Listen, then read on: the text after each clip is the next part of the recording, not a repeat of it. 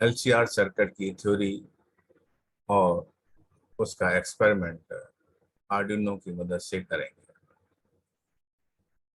LCR circuit में तीन component resistance, inductance और कैपेसिटेंस को सीरीज में लगाकर और उसकी सीरीज में हम एक एसी सोर्स लगा देते हैं जिसकी voltage V is equal to V0 sine omega T से रिप्रेजेंट की जा सकती है, या E is equal to E0 sine omega T, या फिर E is equal to E0 sine omega T plus phi etcetera से रिप्रेजेंट की जा सकती है।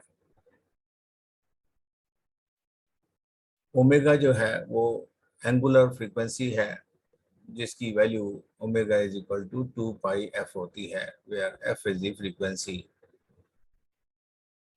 और टी होता है इंस्टेंटेनियस टाइम।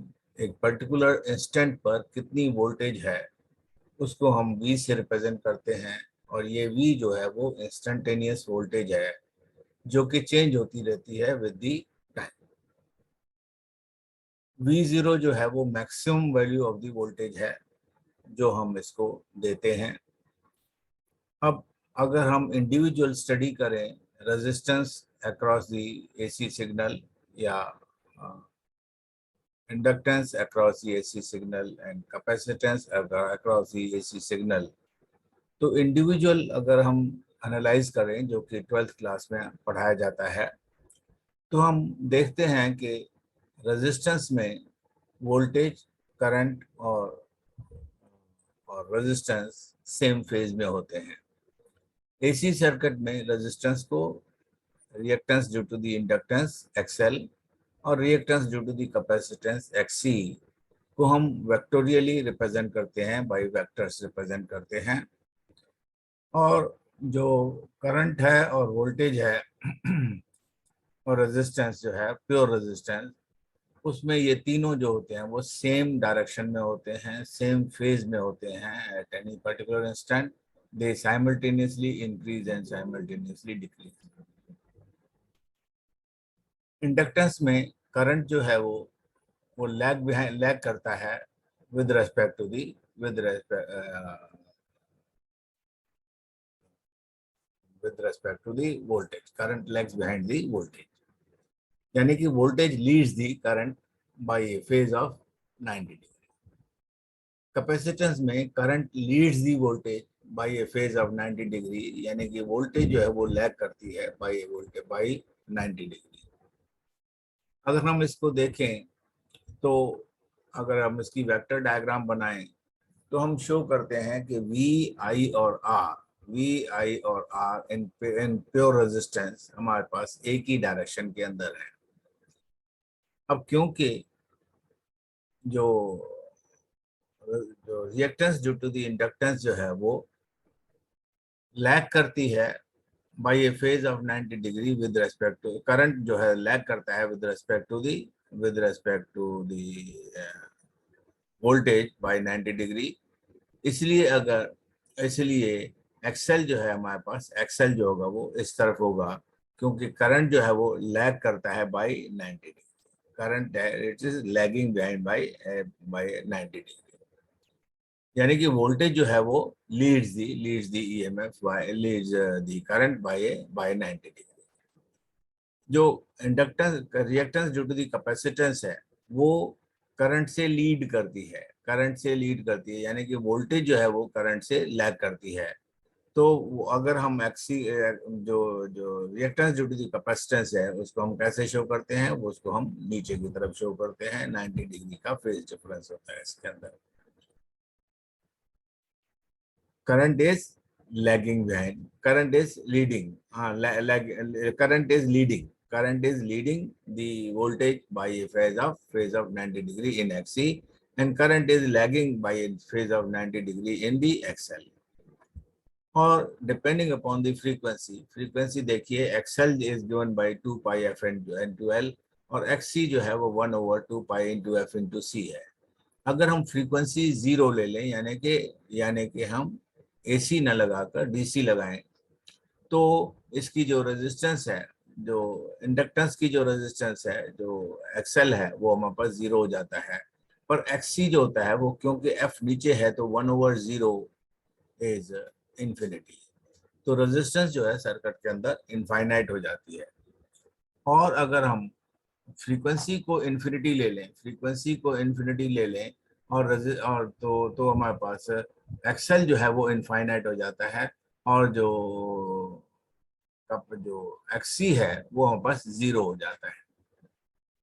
जब रेजिस्टेंस इनफाइनाइट होती है तो करंट कितना होगा, जीरो होगा। यानी कि जीरो फ्रीक्वेंसी पर भी करंट जीरो होगा और इनफाइनाइट फ्रीक्वेंसी पर भी करंट जीरो होगा।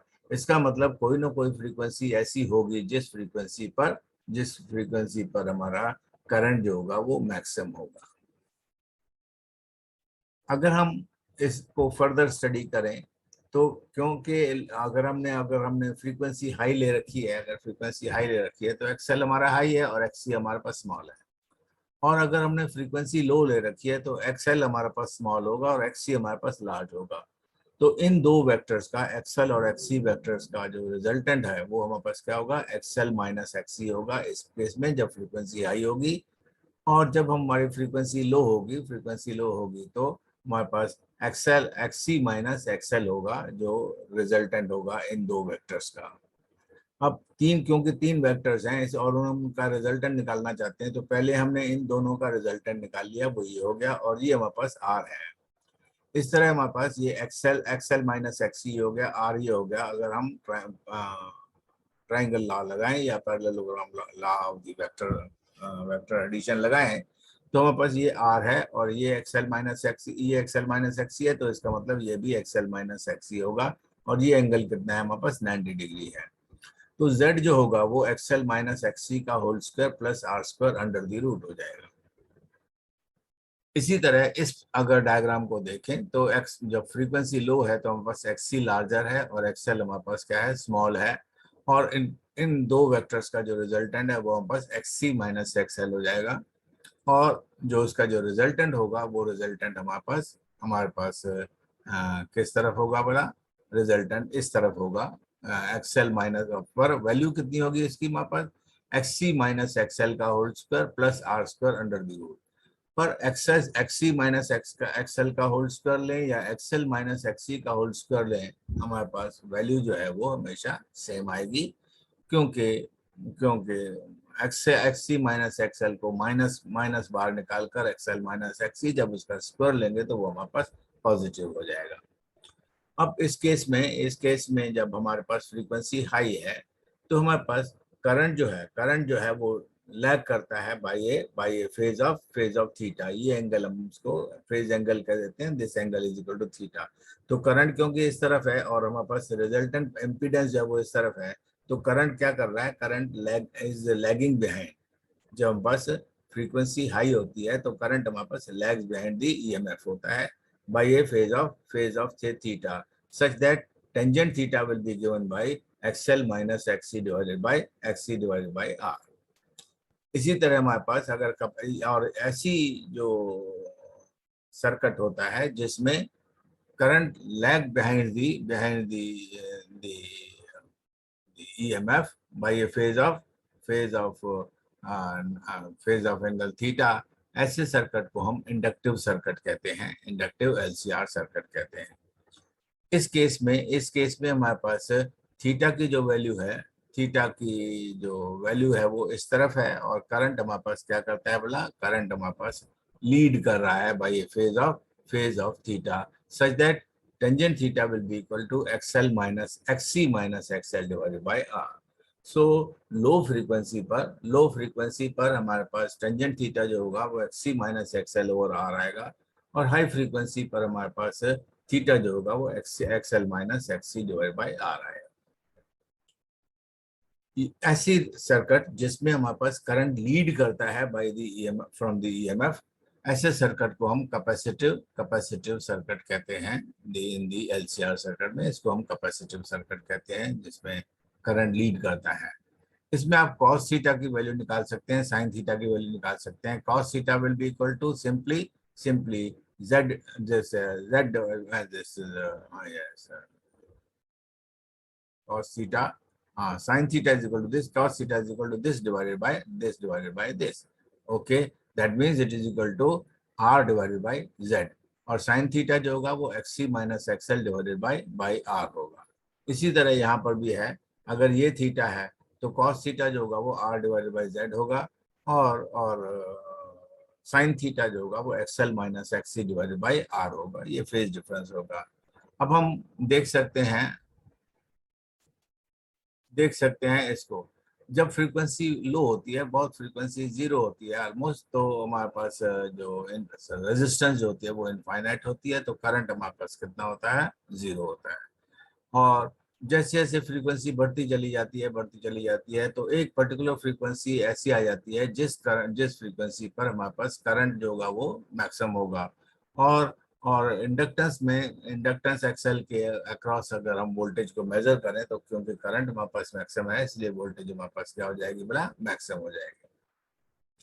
और जैसे जैसे फ्रीक्वेंसी बढ़ जाएगी वैसे वैसे करंट कम होता जाएगा और वोल्टेज भी हमारे पास क्या होती जाएगी, कम होती चली जाएगी। Ultimately at infinite frequency which we are not able to attain and under any circumstance, the हमारे पास जो वोल्टेज हो जाएगी वो जीरो हो जाएगी। तो अगर हम इस मैक्सिमम वोल्टेज जो V0 का 0.707 लें और वहां से हम एक लाइन ड्रॉ करें parallel to the frequency axis, then ये जो लाइन है वो हम बस इसको 2 पॉइंट्स पर कट करती है। एक पॉइंट होगा एफ एफ जो जिसके कॉरस्पॉन्डिंग फ्रीक्वेंसी हमारे पास F1 होगी, वो lower end of the resonance frequency होगा, और यहाँ पर क्या होगा, higher end of the frequency होगा। इन दो फ्रीक्वेंसी का डिफरेंस जो कहलाता है वहां पर बैंड विड्थ कहलाती है। तो ये हमारे पास F1 जो है वो lower end of the band हो जाएगा, और F2 जो हो जाएगा हमारे पास अपर एंड ऑफ द बैंड हो जाएगा। तो अगर हम इसका मतलब ये है कि अगर हम इस फ्रीक्वेंसी को चेंज करते चले जाएंगे तो हमें एक पर्टिकुलर वोल्टेज मिलती चली जाएगी, और उस वोल्टेज का ग्राफ हमारे पास इस तरह का होगा। जब एक बार हमारे पास ग्राफ आ जाएगा तो मैक्सिमम वोल्टेज के कॉरस्पॉन्डिंग अगर हम 0.707 यानी कि 1/√2 ऑफ द वोल्टेज ले लेंगे, तो वहां से एक line parallel to the frequency axis draw करने के बाद हमारे पास दो वैल्यूज मिलेंगी फ्रीक्वेंसीज की, जिससे हमें फ्रीक्वेंसी बैंड मिल जाएगा फ्रीक्वेंसी। और क्वालिटी फैक्टर जो होता है, क्वालिटी फैक्टर हमारे पास जो होता है वो resonance frequency divided by F2 minus F1, यानी कि जो बैंडविड्थ, दिस इज बैंडविड्थ, ठीक है। तो this gives you the quality factor. जितनी इसकी क्वालिटी फैक्टर जो ज्यादा होगी, यानी कि जितनी जितनी F1 माइनस F2 की वैल्यू कम होगी, यानी कि बैंडविड्थ जितनी कम होगी, उतनी ही उसकी क्वालिटी फैक्टर को हम क्या कहते हैं, बोला लार्जर कहते हैं। अब हम प्रैक्टिकली देखते हैं कि ये इसको हम किस तरह इम्प्लीमेंट करते हैं। देखिए, उसके लिए सर्किट डायग्राम जो है हमारे पास, ये हमारे पास आर्डिनो बोर्ड है, आर्डिनो बोर्ड। और आर्डिनो बोर्ड में हम क्या करते हैं, क्योंकि हमने एक फ्रीक्वेंसी अप्लाई करनी है और फ्रीक्वेंसी के लिए सिग्नल जनरेटर चाहिए। सिग्नल जनरेटर की जगह हमने यहाँ पर क्या लगा दिया है, एक एक एक स्पीकर लगा दिया है। ये इसके अंदर एक जो क्रिस्टल होता है वो हम पास 14 मेगाहर्ट्ज की फ्रीक्वेंसी जनरेट करता है, जिससे हमारे पास एक्चुअली स्क्वायर वेव जनरेट होती है। इसके अंदर एक टोन नाम का एक फंक्शन है, आर्डिनो के अंदर हमारे पास टोन नाम का एक फंक्शन है, जिस पर जो फ्रीक्वेंसी अगर हम उसको दे देंगे तो वो उसी फ्रीक्वेंसी से वो वाइब्रेट करेगा। यानी कि अगर हम एक definite amount of the frequency दे दें इसको, तो ये हमारे पास वो फ्रीक्वेंसी हमारे पास इसके अक्रॉस लग जाएगी, LCR सर्किट के अक्रॉस लग जाएगी। ये आप देखते हैं कि ये हमारे पास रेजिस्टेंस है, और मैंने आपको पहले ही बताया हुआ कि जितने भी ये वर्टिकल लाइंस होती हैं ये आपस में कनेक्टेड होते हैं। तो ये यहाँ पर हमारे पास एंड है, यहाँ पर इससे हमारे पास यहाँ पर पहुंच गए, यहाँ से फिर यहाँ पहुंच गए, यहाँ से फिर यहाँ पहुंच गए, यानी कि रेजिस्टेंस को हमने इस सीरीज में इसके साथ कनेक्ट कर दिया है। जो इंडक्टेंस का जो दूसरा एंड है वो यहाँ से जाकर इधर जाकर और हमारे पास ये कैपेसिटर पर जाकर कनेक्ट होता है। तो इसका मतलब है L और C तीनों आपस में सीरीज में कनेक्ट हो गए। अब इस कैपेसिटर का जो एंड है वो वापस नेगेटिव को दिया जाता है, ग्राउंड को दिया जाता है। और ग्राउंड हम कहाँ से लेते हैं, ये हमारे पास जो आर्डिनो ऊनो का जो ये ग्राउंड का पॉइंट है, उस ग्राउंड पॉइंट को हम यहाँ देते हैं। तो इसका एक एंड हमारे पास यहाँ आ गया, इसी तरह जो स्पीकर का एक एंड जो होगा वो भी ग्राउंड पर कनेक्ट होगा और दूसरा एंड जो होगा वो उस पॉइंट पर कनेक्ट होगा जहां पर हम फ्रीक्वेंसी टोन प्रोड्यूस करना चाहेंगे, जो कि हमने इसमें पिन नंबर कौन सा दे रखा है। देखिए कैपेसिटर जो ये है हमारे पास स्पीकर है, स्पीकर हमारे पास यहाँ कनेक्टेड है, ये हमारे पास जहाँ से जाकर हमारे पास कहाँ पर कनेक्टेड है, ये पिन नंबर 6 पर कनेक्टेड है। तो एक एंड हमारे पास जो स्पीकर का होगा वो तो ग्राउंड पर जाएगा और दूसरा एंड जो होगा वो वहां पर 6 नंबर पिन पर, और हम 6 नंबर पिन पर जनरेट करेंगे एक फ्रीक्वेंसी। अब क्योंकि हमें वेरिएबल फ्रीक्वेंसी चाहिए, एक फ्रीक्वेंसी नहीं चाहिए, तो हम एक रियोस्टेट ले लेते हैं, पोटेंशियोमीटर ले लेते हैं। पोटेंशियोमीटर का एक एंड तो ग्राउंड पर जाएगा ही जाएगा, तो ये एंड क्योंकि ग्राउंड है तो इसको हमने यहाँ कनेक्ट कर दिया है, तो इस for the easiness of the circuit तो हमने यहाँ पर इसको कर दिया, ग्राउंड पर कनेक्ट कर दिया। पोटेंशियोमीटर का एक एंड हमने ग्राउंड पर कनेक्ट कर दिया और पोटेंशियोमीटर का जो दूसरा एक्सट्रीम एंड है उसको हमने कहाँ पर कनेक्ट कर दिया, उसको हमने 5 वोल्ट पर दे दिया। ये यहाँ से यहाँ गया, यहाँ से यहाँ पर आया और यहाँ से जाकर हमारे पास 5 वोल्ट पर 5 वोल्ट पर हमने इसको दे दिया है।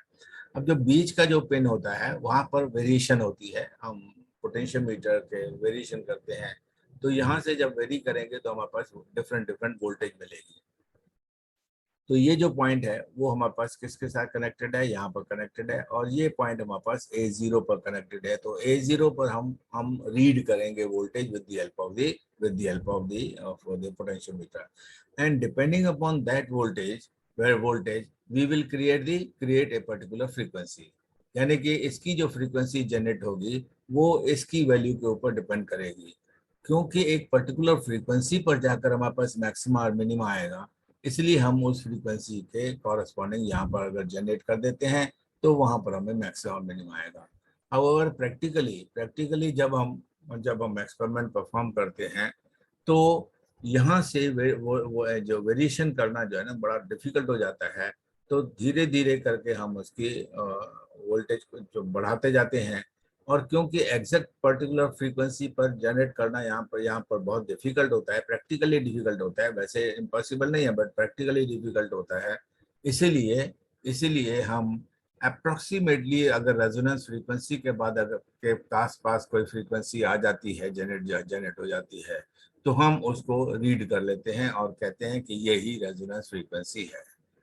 एक बार रेजोनेंस फ्रीक्वेंसी से कम पर यही वो रेजोनेंस दिखाई देगी, और एक बार उस पर फ्रीक्वेंसी से ज्यादा पर कहीं पर फ्रीक्वेंसी हमें रेजोनेंस दिखाई देगा, और हम उस फ्रीक्वेंसी को रीड कर लेते हैं।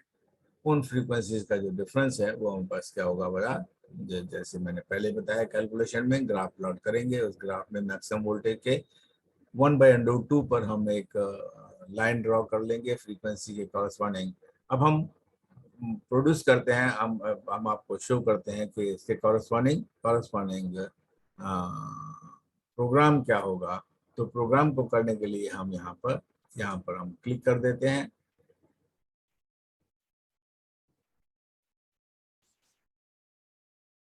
और ये हमारे पास प्रोग्राम रीड करेगा। इनको मैं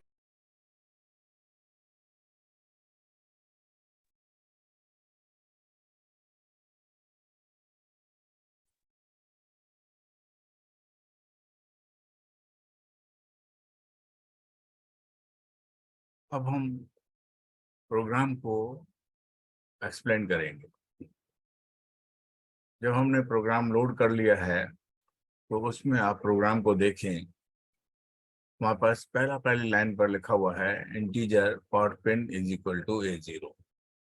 मैंने आपको डायग्राम में दिखाया था कि हमने पोटेंशियोमीटर A0 पॉइंट पर कनेक्ट किया था। उसके बाद क्योंकि हमारे पास इंडक्टेंस है, स्पीकर है और वैल्यूज कैलकुलेट करनी है, तो हमने एक इंडक्टेंस के लिए एक वेरिएबल चूज कर लिया, long type of this inductance. इसी तरह स्पीकर पिन को हमने पॉइंट 6 पर, जो पिन नंबर 6 पर कनेक्ट किया जैसे आपने डायग्राम में देखा था। फिर हमने पाई की वैल्यू को डिफाइन कर दिया है, क्योंकि पाई हमारे पास स्टैंडर्ड वैल्यू नहीं है, स्टैंडर्ड फंक्शन नहीं है आर्डिनो के अंदर। तो हमने पाई को 22/7 डिफाइन कर दिया है, पर क्योंकि ये फ्लोटिंग वैल्यू है इसलिए हमने इसको 22 डॉट और डिवाइडेड बाई 7 डॉट, डॉट लगाने से ये वैल्यू जो हो जाती है वो फ्लोटिंग वैल्यू जाती है। फ्लोटिंग वैल्यू को फ्लोटिंग वैल्यू से जब डिवाइड करेंगे तो हमारे पास फ्लोटिंग वैल्यू ही मिलेगी। फिर हमने इंडक्टेंस को डिफाइन कर दिया 22 मिली फैरेड, 22.0 इंटू 10⁻³ इस तरह हमने कैपेसिटेंस को डिफाइन कर दिया 0.22 माइक्रोफैरेड। तो दिस इज 10⁻6 नीचे आ गया तो 10⁻6 हो गया 0.22 इंटू 10⁻6। इसी तरह हमने आर को डिफाइन किया है 10,000 यानी कि 10K डिफाइन कर दिया है। फिर क्योंकि हमने पोटेंशियोमीटर की वैल्यू को रीड करना है, इसीलिए इसीलिए हमने पोटेंशियल की वैल्यू ले ली। इसको हम कहते हैं पॉट वैल, जो हम रीड करेंगे A0 पॉइंट से पॉट पिन के थ्रू। और फिर हमने, क्योंकि हमें फ्रीक्वेंसी चेंज करनी है और फ्रीक्वेंसी की वैल्यूज को डिफाइन करना है, तो इसलिए हमने एक इंटीजर फ्रीक्वेंसी डिफाइन कर दिया। फिर हमारे पास एक्सएल जो होता है वो ओमेगा एल के बराबर होता है, इसलिए ओमेगा नाम का एक वेरिएबल हमने ले लिया। फिर उसके बाद हमने induct reactance due to the capacitance हमारे पास एक्सी होता है, तो हमने एक वेरिएबल एक्सी भी ले लिया। और फिर हमारे पास total resistance of the circuit जो होती है, that is the reactance of the circuit. AC के अंदर रिएक्टेंस ऑफ द सर्किट जो है वहाँ पास इम्पीडेंस कहलाती है, वो हमारे पास जेड से सिंबल से रिप्रेजेंट किया जाता है। फिर हमने रेजोनेंस फ्रीक्वेंसी कैलकुलेट की है 1/2 pi into square root of the LC, यानी 1/2 pi into under root of LC। तो वो हमने यहाँ पर डिफाइन कर दिया। फिर हम हर जो रीडिंग होगी, सक्सेसिव रीडिंग होगी, हम 10-10 सेकेंड के बाद देखना चाहेंगे, क्योंकि 10 सेकेंड के अंदर हमारे पास जो भी वैल्यू वहाँ पर दिखाई देगी उसको हम आसानी से नोट कर सकते हैं। फिर सेटअप में हमने बॉड रेट डिफाइन किया है सीरियल डॉट बिगिन, क्योंकि हम सारी वैल्यूज को सीरियल मॉनिटर पर देखना चाहते हैं। ये सीरियल मॉनिटर है जहां पर हम देखना चाहते हैं। और फिर हम पिन मोड किसका बोला, पोटेंशियोमीटर का हमने, क्योंकि वहां पर रीड करना है हमने, इसलिए वो हमारे पास उसका मोड क्या होगा, इनपुट मोड होगा।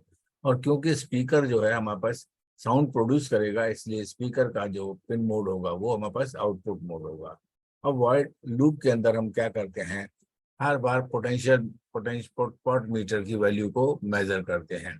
तो pot value is equal to analog read into pot pin. Read किसको करना है, पॉट पिन को, यानी कि हमारे पास A0 को रीड करना है, तो हमारे पास pot value is equal to analog read pot pin हो गया। नाउ अब हमारे पास जो फ्रीक्वेंसी डिफाइन कर रहे हैं, क्योंकि जो वैल्यू ही आएगी, पॉट वैल्यू जो आएगी वो 0 से लेकर 1023 तक आएगी, क्योंकि हमारा जो जो एनालॉग पिन्स हैं, एनालॉग जो पिन है वो हमारे पास 10 बिट प्रोसेसर है, इसलिए, और 2⁻10 हमारे पास 1024 होता है। इसलिए इसलिए 102, और क्योंकि स्टार्ट 0 से होता है, इसलिए 0 से लेकर 1023 तक हमारे पास ये वैल्यूज आनी है। अब हम इन वैल्यूज के ऊपर डिपेंड करते हुए हम फ्रीक्वेंसी को डिफाइन कर देते हैं, और वो फ्रीक्वेंसी हम कहते हैं जो पॉट वैल्यू आई है। अगर हमारे पास जो पोटेंशियोमीटर होगा वो मिनिमम पर होगा तो वो वैल्यू कितनी होगी, 0 होगी, तो फ्रीक्वेंसी हमारे पास कितनी आएगी, 0 आएगी। और जब हमारे पास पोटेंशियोमीटर मैक्सिमम पर होगा तो वहां पर वैल्यू कितनी आएगी, 1023 आएगी। और 1023 आएगी तो उसको हम 5 से मल्टीप्लाई कर देते हैं, यानी कि ये जो है हमारे पास जीरो फ्रीक्वेंसी से लेकर 1024 मल्टीप्लाइड बाई 5, 1023 मल्टीप्लाइड बाई 5 के बराबर ये वैल्यू आएगी। और क्योंकि हमने हमारी कैलकुलेशन के हिसाब से ये जो फ्रीक्वेंसी 2200 समथिंग आती है, तो अगर हम यहाँ पर 3 भी ले लें तो भी हमारा काम चल जाएगा, 5 तक जाने की हमें जरूरत नहीं है। Anyway, but you can always do it. तो मैं यहाँ पर 3 कर देता हूँ, इट इज 3, तो ये सेव हो जाएगा हमारे पास। और तो हम फिर क्या करते हैं, जो फ्रीक्वेंसी यहाँ पर डिफाइन हो गई, वैल्यू 0 पर फ्रीक्वेंसी, पॉट वैल्यू 0 पर हमारे पास फ्रीक्वेंसी कितनी होगी, 0 होगी। पॉट वेल जब हमारे पास वो पोटेंशियोमीटर मैक्सिमम पर होगा तो 1023 मल्टीप्लाई बाय 3 होगी। तो ये हमारे पास दैट विल बी 3069 हमारे पास ये वैल्यू हो जाएगी। और क्योंकि हमारी रेजोनेंस फ्रीक्वेंसी 22 समथिंग है, इसीलिए इसीलिए हमारा काम इससे चल जाएगा फ्रीक्वेंसी। अब हम ओमेगा को डिफाइन करते हैं। ओमेगा डिफाइन करते हैं 2 into pi into frequency. XL is equal to इतना, एक्ससी इज इक्वल टू 1/ओमेगा सी, और जेड जो है इम्पीडेंस जो है वहां पर square root of the R square, यानी R into R, plus XL minus XC का होल स्क्वायर, यानी कि XL minus XC into XL minus XC हमने कैलकुलेट कर दिया। अब हम यहाँ पर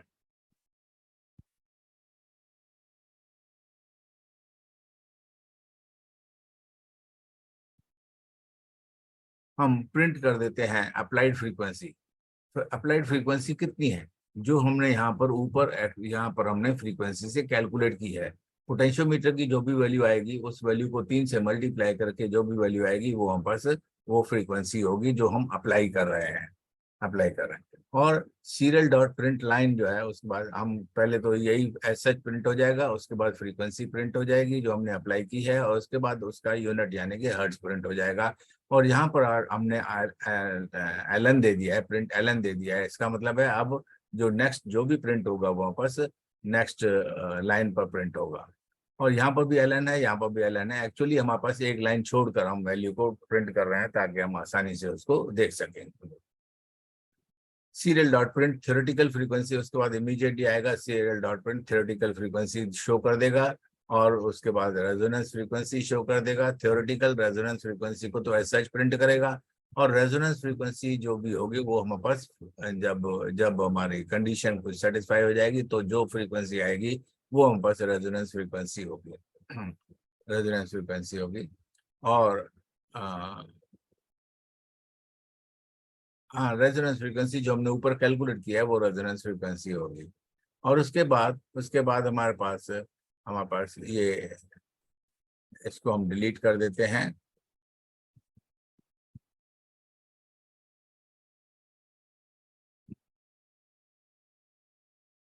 उसके बाद हम एक्चुअली चेक करते हैं, इसको भी हम डिलीट कर देते हैं।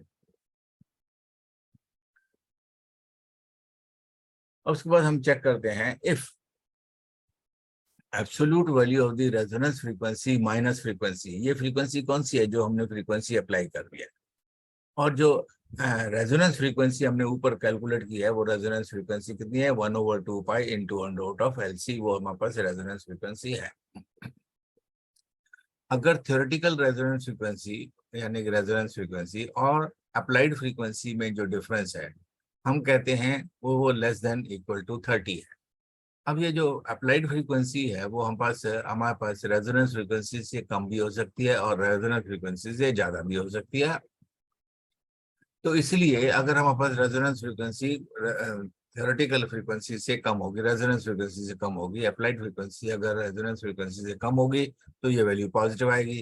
पर अगर हमारी अप्लाइड फ्रीक्वेंसी रेजोनेंस फ्रीक्वेंसी से ज्यादा हो गया तो क्या आएगा, हमारे पास वो वैल्यू आ जाएगी नेगेटिव।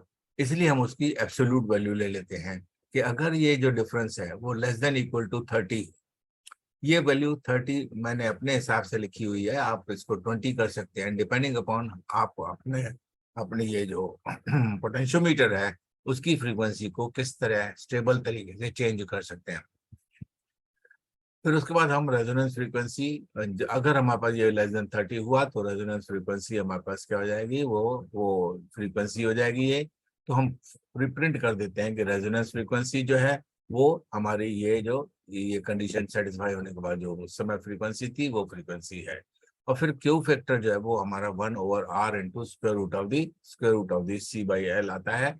देन फिर हम क्वालिटी फैक्टर को डिफाइन कर देते हैं। अगर ये कंडीशन सेटिस्फाई हो गई तो इस ब्लॉक के अंदर ये जो ब्लॉक है, यहाँ से हमारे पास जो ब्लॉक शुरू होता है, इस यहाँ पूरे ब्लॉक में जितनी भी इंस्ट्रक्शंस है वो हम पर सेटिस्फाई होंगे। अगर कंडीशन सेटिस्फाई नहीं होती तो ये क्या कहेगा, भाई नहीं, चेंज फ्रीक्वेंसी को चेंज करो। तो हम पोटेंशियोमीटर के को हम एक स्क्रू ड्राइवर से उसकी वैल्यू को चेंज करेंगे। और हर बार जब चेंज करेंगे तो 10 सेकेंड के लिए हम उसका वेट करेंगे, क्योंकि आगे हमने डिले दे रखा है कितने वाला, डेल के बराबर। और डेल हमने हमारे पास कितना है बोला, हाँ 10,000 है। तो ये हमारे पास हो जाएगा। जब एक बार हमारी ये फ्रीक्वेंसी, जब हमारा एक बार प्रोग्राम ये बन गया, तो हम चेक करते हैं कि ये प्रोग्राम ठीक है या नहीं है। तो हम इसको क्लिक कर देते हैं। ये कंपाइल कर रहा है प्रोग्राम को, और प्रोग्राम को कंपाइल करने के बाद इसने हमारे पास ये वैल्यू शो कर दी। ये वैल्यू शो करने का मतलब है कि ये प्रोग्राम ठीक है। अगर इसमें कोई एरर होता तो ये हमारे पास रेड कलर में आ जाता और हमें इंस्ट्रक्शन मिल जाती कि कहाँ पर हमारा एरर है। पर अब क्योंकि ये सारा प्रोग्राम ठीक है, तो हम पहले चेक करते हैं कि हमारा बोर्ड जो है वो कहाँ पर कनेक्टेड है, बोर्ड कनेक्टेड भी है या नहीं है। तो ये शो कर रहा है कि यहाँ पर आर्डिनो बोर्ड है और ये कॉम16 पर ये कनेक्टेड है। अगर आपको ना पता हो कि ये पोर्ट कौन सा है, तो आप क्या कर सकते हैं, आप नीचे जा सकते हैं। यहाँ पर जो विंडो का वो है स्टार्ट है, वहां पर राइट क्लिक करने पर आपको मिल जाएगा डिवाइस मैनेजर। डिवाइस मैनेजर पर जब आप क्लिक करेंगे तो आपके पास एक स्क्रीन आ जाएगी। वो स्क्रीन जो होगी, उस स्क्रीन पर यहाँ पर हमारे पास पोर्ट लिखा होगा, ये पोर्ट है। और जब यहाँ पर इसको क्लिक करेंगे तो आपके पास 3 पोर्ट नजर आ रहे हैं, कॉम14, कॉम15 और कॉम16। यूएसबी पोर्ट जो है ना, हमने क्योंकि अपने आर्डिनो को यूएसबी से कनेक्ट कर रखा है, इसलिए यूएसबी पोर्ट को हम सेलेक्ट करेंगे, यानी कि कॉम16 को सेलेक्ट करेंगे। फिर इसको क्लोज कर देते हैं। अगर आपको पहले ही पता है कि कौन आपका जो पोर्ट है वो कौन सा पोर्ट है, तो फिर आप उस पोर्ट को सेलेक्ट कर लेंगे। तो टूल में हमारे पास जो सेलेक्टेड बोर्ड पोर्ट है वो 16 है। जब ये हो जाता है तो हम क्या करते हैं, हम उसको फिर अपलोड कर देते हैं, प्रोग्राम को हम अपलोड कर देते हैं। ये मैं प्रोग्राम को अपलोड कर रहा हूँ। यहाँ पर ये शो कर रहा है कंपाइलिंग स्केच, और उसके बाद ये अपलोडिंग अपलोडिंग ये हमारे पास डन अपलोडिंग हो गया। तो हमारा अब प्रोग्राम जो है वो चल पड़ेगा अगर हम इसको कनेक्ट करेंगे। तो फिर हम आते हैं यहाँ पर शो करने के लिए कि स्क्रीन पर हमारे पास क्या हो रहा है। यहाँ पर अप्लाइड फ्रीक्वेंसी 1524 दिखाई दे रहा है इस समय। थ्योरेटिकल फ्रीक्वेंसी जो है 2286 है। अब वो कह रहा है, इसलिए क्योंकि ये डिफरेंस 30 से ज्यादा है, इसलिए वो कह रहा है कि आप फ्रीक्वेंसी को चेंज करो। फिर ये 1524 ही चल रहा है, 2224। मैं इसको चेंज करता हूँ with the help of my screw driver. Screw driver से मैं जब इसको चेंज करता हूँ तो ये मैं थोड़ा सा राइट की तरफ ले जाता हूँ, क्योंकि राइट की तरफ ले जाने से फ्रीक्वेंसी हमारे पास इंक्रीज करती है। 16 से 41 हो गई। मैं उसको और चेंज करता हूँ, ये फ्रीक्वेंसी और चेंज की है, ये हमारे पास 1695 हो गई। उसके बाद मैं और फर्दर करता हूँ इसको चेंज। तो ये हमारे पास देखते हैं कितनी फ्रीक्वेंसी हो जाती है। अब फ्रीक्वेंसी 1788 हो गई। अब मैं और चेंज करता हूँ इसको चेंज करता हूँ, तो ये हमारे पास फ्रीक्वेंसी 2286 हो गई, यानी 1887 हो गई, जो कि it is coming closer and closer to 2886।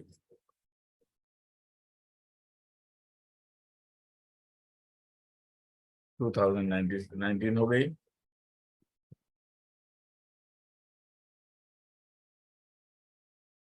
2023 हो गई, ज्यादा हो गया। अब ये नहीं, 2223 हो गई, नियरली क्लोज है। हाँ, अब अपने आप ही ये 2265 हो गई, 265 हो गई।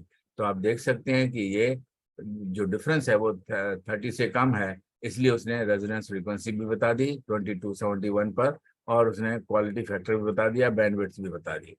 सो तो ये आपके पास जो क्योंकि कंटिन्यूसली चल रहा है, तो ये हमारे पास प्रोग्राम जो है ना वो ठीक से रन कर रहा है। हमें फ्रीक्वेंसी भी, रेजोनेंस फ्रीक्वेंसी भी पता लग रही है, क्वालिटी फैक्टर भी पता लग रहा है, और बैंडविड्थ भी पता लग रही है। तो और हम इस प्रोग्राम को बंद कर देते हैं। Thank you very much.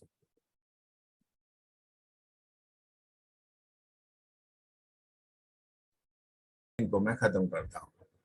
अब यहाँ पर मैंने एक जो है वेबकैम, हाई डेंसिटी कैमरा लगा रखा है। तो हाई डेंसिटी कैमरा को मैं सेलेक्ट कर लेता हूँ। तो ये अब मैंने ये इधर मेरे लेफ्ट हैंड साइड पर मेरा एक कैमरा लगा हुआ है, जो इस कैमरे जो इसको पूरा का पूरा स्टडी कर रहा है। और मैं इसको फुल स्केल कर देता हूँ और आपके सामने मैं अब इसके अंदर कनेक्शन करूँगा। कनेक्शन करूँगा तो आप देखेंगे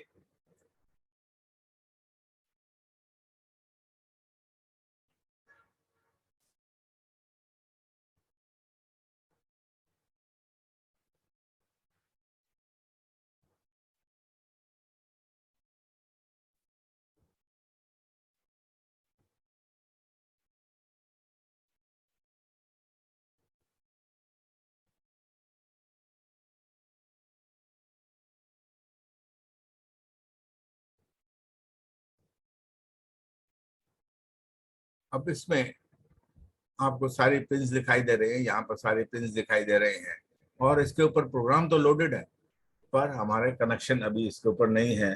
तो मैं यहाँ पर कनेक्शन करता हूँ, आपके सामने ये मैं कनेक्शन करता हूँ। ये मैं ले आया अपना ब्रेड बोर्ड और ये है मेरे पास।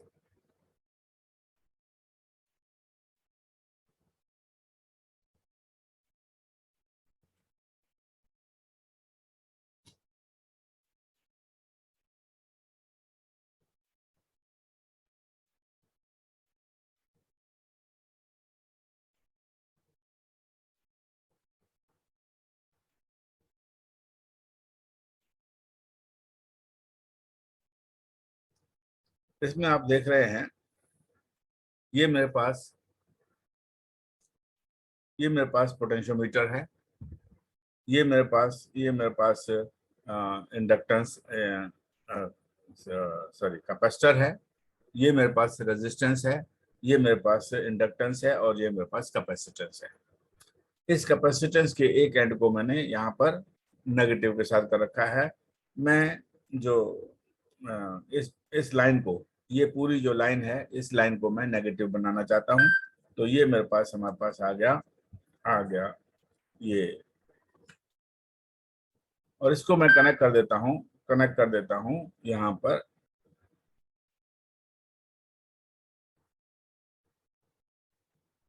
ग्राउंड के साथ मैंने इसको कनेक्ट कर दिया।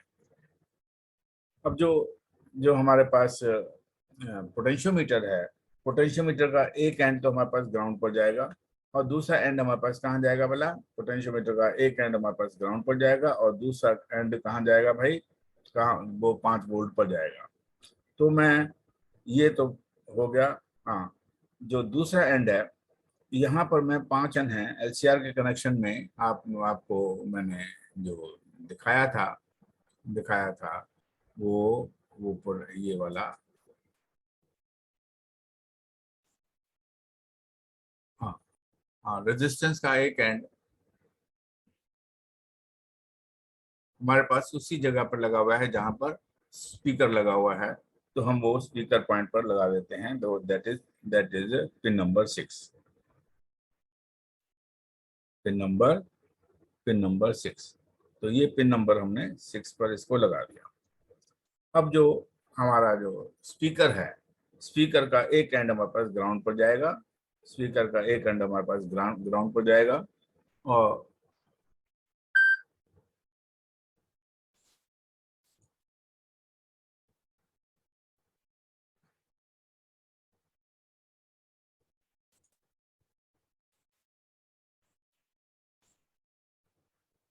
स्पीकर का एक पिन ग्राउंड पर चला गया और स्पीकर का जो दूसरा पिन है वो हमारे पास उसी जगह पर चला गया जहां पर हमारे पास रेजिस्टेंस कनेक्टेड है। तो ये जैसे ही मैं इसको लगाऊंगा, जैसे ही मैं इसको यहाँ पर लगाऊंगा वैसे ही, क्योंकि सर्किट हमारा कंप्लीट है, वैसे ही हमारे पास स्पीकर आवाज प्रोड्यूस करना शुरू कर देगा।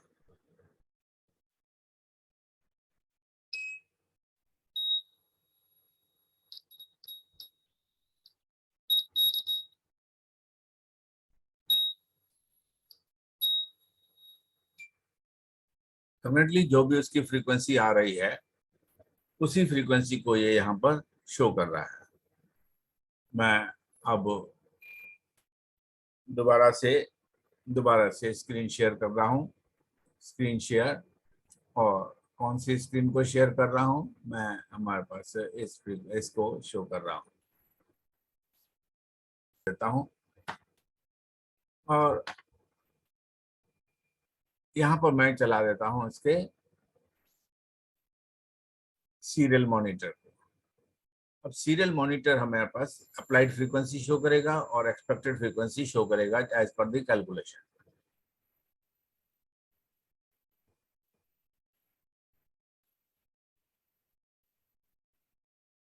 क्योंकि मैंने 10 सेकंड का टाइम दे रखा है, इसलिए पहली जो रीडिंग आएगी, दिस इज नॉट कनेक्टेड ये कह रहा है, पता नहीं क्यों नॉट कनेक्टेड कह रहा है। मेरे पास पोर्ट जो है वो 16 कनेक्ट हो गया और बोर्ड जो है बोर्ड भी डिस्कनेक्ट हो गया।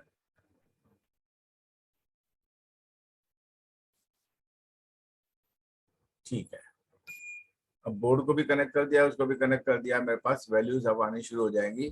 तो ये पहले मैं इसकी जितनी भी वैल्यूज हैं उनको साफ कर देता हूँ, क्लियर कर देता हूँ। और यहाँ पर देखिए आपके पास आ रहा है थ्योरेटिकल फ्रीक्वेंसी, उसने बताया है 2246। हम इसको कनेक्ट करेंगे तो फिर हम आते हैं यहाँ पर शो करने के लिए कि स्क्रीन पर हमारे पास क्या हो रहा है। यहाँ पर अप्लाइड फ्रीक्वेंसी 1524 दिखाई दे रहा है इस समय, थ्योरेटिकल फ्रीक्वेंसी जो है 2286 है। अब वो कह रहा है, इसलिए क्योंकि ये डिफरेंस 30 से ज्यादा है, इसलिए वो कह रहा है कि आप फ्रीक्वेंसी को चेंज करो। फिर ये 1524 ही चल रहा है, 2224। मैं इसको चेंज करता हूँ with the help of my screw driver. Screw driver से मैं जब इसको चेंज करता हूँ तो ये मैं थोड़ा सा राइट की तरफ ले जाता हूँ, क्योंकि राइट की तरफ ले जाने से फ्रीक्वेंसी हमारे पास इंक्रीज करती है। 16 से 41 हो गई। मैं उसको और चेंज करता हूँ, ये फ्रीक्वेंसी और चेंज की है, ये हमारे पास 1695 हो गई। उसके बाद मैं और फर्दर करता हूँ इसको चेंज, तो ये हमारे पास देखते हैं कितनी फ्रीक्वेंसी हो जाती है। अब फ्रीक्वेंसी 1788 हो गई। अब मैं और चेंज करता हूँ इसको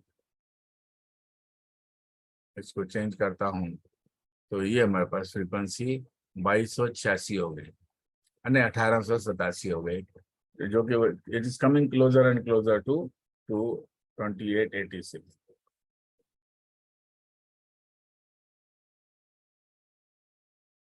2019 हो गई।